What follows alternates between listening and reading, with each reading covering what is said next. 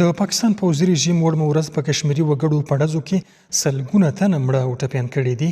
که څه هم پاکستاني رسنۍ د کشمیر وضعیت نه خپروي او دقیق ارقام نه ښیي، خو یو شمېر غیر رسمي سرچینو ویلي دي چې په سوله ییزو لاریونوالو د پوځي رژیم په ډزو کې تر 80 زیات کسان مړه او ټپیان شوي دي.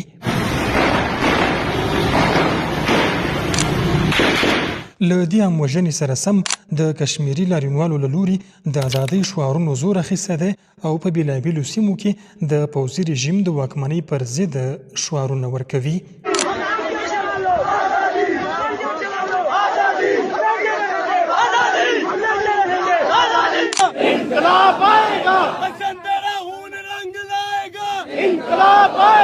پاکستاني رژیم تر ټولو ډیر لاریونوال د کشمیر په میرپور سیمه کې په نښه کړي چې پکې د کشمیري فعالانو مخکښ اسامه کشمیری هم شامل دی.